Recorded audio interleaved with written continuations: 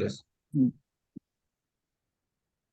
Buenos días, profesor. El día de hoy a mi grupo y a mí nos ha tocado exponer acerca de donde nuestra facultad es de negocios, nuestra carrera contabilidad y finanzas, nuestro curso de derecho empresarial y laboral.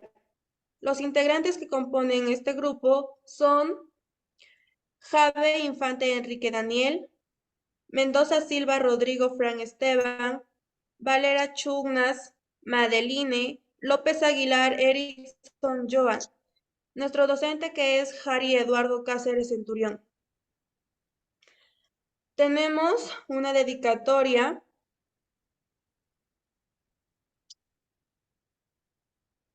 donde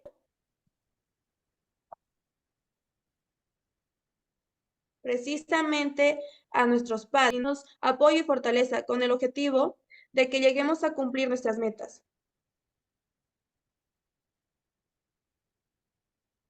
A continuación tenemos el peruano, donde dice que el arrendador se obliga a ceder temporalmente al arrendatario el uso de un bien por cierta renta convenida.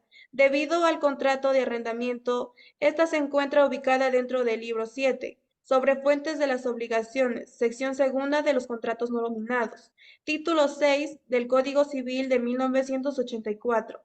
Ha sido regulado de manera autónoma, incluía el contrato de arrendamiento de locatio conductio de una cosa, de un servicio o de una obra, siguiendo el esquema del derecho romano.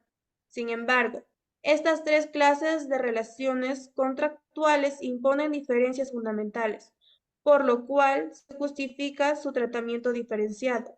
Al separar estas categorías no se hace otra cosa que reconocer a nivel teórico y normativo la distinta naturaleza de esas relaciones jurídicas y regular con más propiedad de la realidad socioeconómica.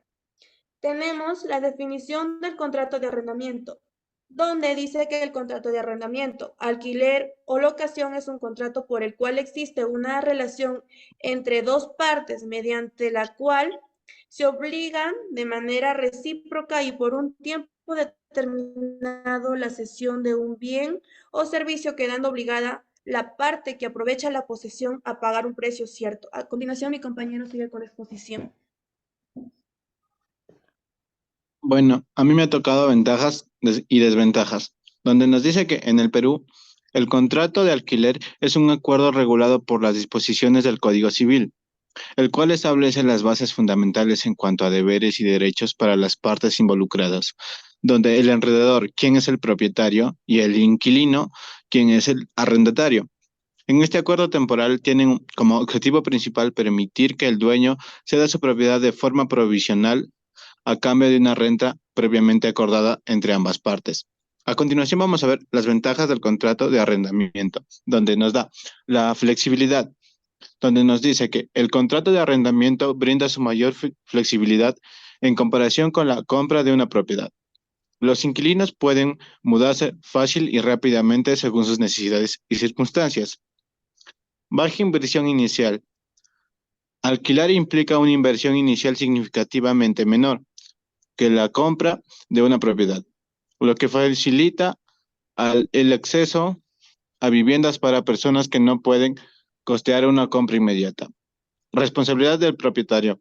Las responsabilidades de mantenimiento y reparaciones necesarias en la propiedad recaen sobre el propietario, aliviando a los inquilinos de esa carga financiera. Previsibilidad financiera. Los inquilinos no deben preocuparse por los gastos inesperados relacionados con la propiedad, como impuestos y reparaciones costosas, ya que estas son responsabilidad del arrendador. Vamos con desventajas, donde nos da falta de seguridad a largo plazo. Los inquilinos carecen de la misma seguridad que los propietarios, ya que al finalizar el plazo del contrato, el arrendador puede optar por no renovarlo, lo que implica la necesidad de buscar un nuevo lugar para vivir.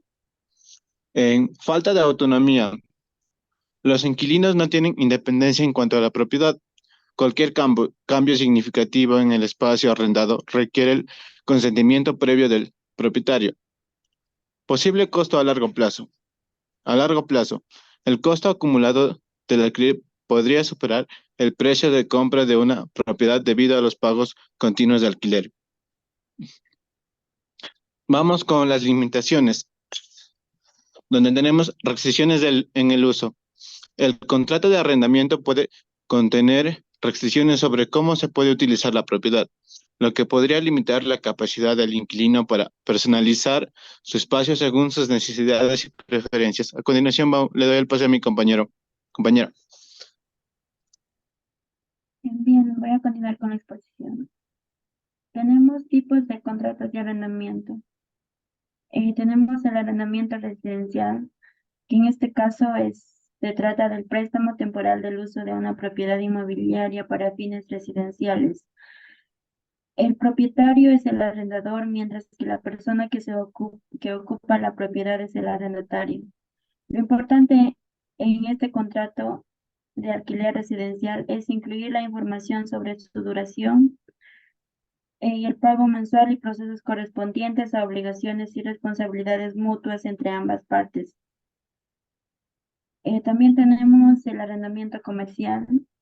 En este tipo de arrendamiento se refiere a la transferencia temporal del uso de un inmueble con fines comerciales, que en este caso el arrendador es el mismo propietario del inmueble y el arrendatario puede ser una persona física o jurídica que lo utiliza al bien para realizar sus actividades comerciales. También tenemos el alquiler de la vivienda, que se refiere al alquiler de una casa en la que se vive habitualmente. El contrato deberá estar incluido en el régimen de arrendamiento de vivienda única, creado mediante el decreto legislativo número 1177, que estableció el sistema de promoción de alquiler de vivienda. Y también tenemos otros tipos de contratos de arrendamiento, como el arrendamiento financiero de inmuebles destinado a vivienda. En este caso se refiere al arrendamiento de una vivienda con opción a compra. Un arrendador financiero es una empresa del sistema financiero que permite a los inquilinos utilizar una vivienda mediante pagos a plazos periódicos, teniendo el inquilino la opción de comprar la vivienda por un valor acordado. Va a continuar mi compañero. Ya, ok, los elementos del contrato de arrendamiento. Esos pueden variar según el tipo de contrato, etcétera, pero los más comunes son los antecedentes. Esta es la sección que identifica a las partes involucradas en el contrato, es decir, el arrendador y el arrendatario. Es importante especificar quiénes son las partes que están firmando el acuerdo. Es como la introducción que establece quiénes son las partes que están firmando el acuerdo, que es crucial para evitar confusiones más adelante. 2. La descripción del bien arrendado. Aquí se detalla el inmueble que se está alquilando, incluyendo información registral y cualquier número de identificación relevante. Esto asegura que ambas partes estén de acuerdo sobre qué propiedad está siendo alquilada.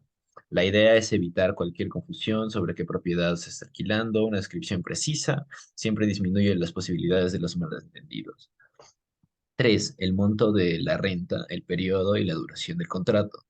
Esta cláusula establece el monto del alquiler, la frecuencia del pago y la duración del contrato. También puede incluir detalles sobre aumentos de la renta periódicos si corresponde. Son los detalles financieros para que se sepa que las dos partes están cumpliendo exactamente con el costo y la duración. Ok. Cuarto, la identidad de las partes contrarias. Debe tener la identificación completa de las partes involucradas, es decir, el arrendador y el arrendatario. Esto incluye los nombres, dirección, cualquier otro dato relevante. La duración del contrato. La duración del contrato de arrendamiento establece la duración del arrendamiento, es decir, el periodo de tiempo durante el cual el arrendamiento tendrá derecho a usar la propiedad. Esto es como el marco temporal del acuerdo, asegurando que ambas partes sepan cuánto tiempo durará la relación con el arrendamiento.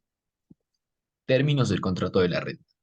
Establece la forma en la que el arrendador deberá pagar la renta al arrendatario.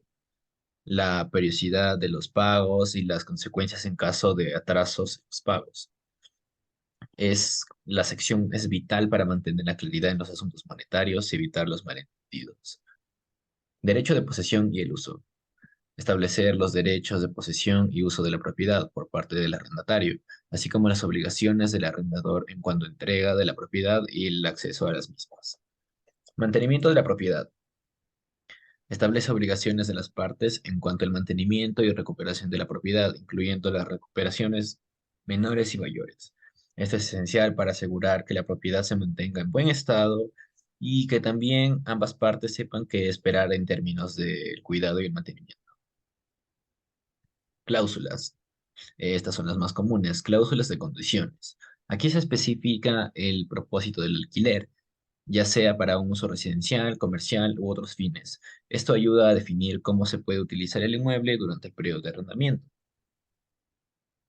Cláusulas de resolución. Estas cláusulas describen las condiciones bajo las cuales el contrato puede ser rescindido antes de su vencimiento, como el incumplimiento del pago por parte del inquilino. Esas condiciones proporcionan las reglas claras para cuándo y por qué el contrato puede ser terminado antes, ¿no? Brindando la seguridad jurídica en las ambas partes. Cláusulas de mora. Estas cláusulas establecen las consecuencias si una de las partes no cumple con sus obligaciones, como los cargos por pagos atrasados. Aquí se detallan las penalizaciones financieras que el arrendatario podría enfrentar en caso de retrasos en el pago, asegurando que haya medidas concretas en el lugar para mantener la puntualidad en los pagos y proteger los intereses del arrendador.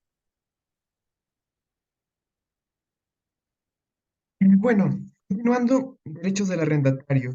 Las obligaciones del arrendatario incluyen el pago de la renta y otros gastos, la entrega de la fianza, el uso diligente de la cosa arrendada, la conservación de la vivienda en buen estado, la prohibición de dañar o alterar la vivienda sin consentimiento del arrendador y el abandono de la vivienda al término del contrato o cuando el arrendador lo requiera. Obligaciones del arrendador. La principal obligación del arrendador es ceder el uso y disfrute del bien arrendado. En concreto, las obligaciones del arrendador se establecen en el artículo 1554 del Código Civil Español. Descripción de la garantía. Detalla el tipo de garantía, como un depósito, y las condiciones bajo las cuales se pueden utilizar generalmente para cumplir posibles daños o pagos de alquiler no pagados. Cláusulas de allanamiento futuro. Desalojo notarial express. Esta cláusula puede permitir al arrendador recuperar el inmueble de manera más rápida y sencilla en caso de incumplimiento grave por parte del inquilino, sin necesidad de un proceso judicial prolongado. Bueno, y para finalizar tendríamos las conclusiones. El contrato de arrendamiento de duración determinada concluye al vencimiento del plazo estipulado sin necesidad de requerimiento por parte del arrendador. Mientras el arrendatario permanezca en el uso del bien y el arrendador no solicite su devolución, el contrato continuará bajo las mismas estipulaciones. Una vez requerido el arrendatario para que devuelva el bien, la continuación del arrendamiento se interrumpe y el arrendador tiene derecho a cobrar la penalidad convenida o, a falta, un préstamo igual a la renta. El contrato de arrendamiento incluye en la fecha pactada por partes o por encontrarse incurso en alguna de las cau- causales previstas por los artículos 1697 y 1705 del Código Civil. Las causales de resolución del contrato del arrendamiento por incumplimiento de las obligaciones del arrendador o arrendatario establecen que podrá resolver por falta de pago, su- subarriendo o cesión del arrendamiento, entre otras.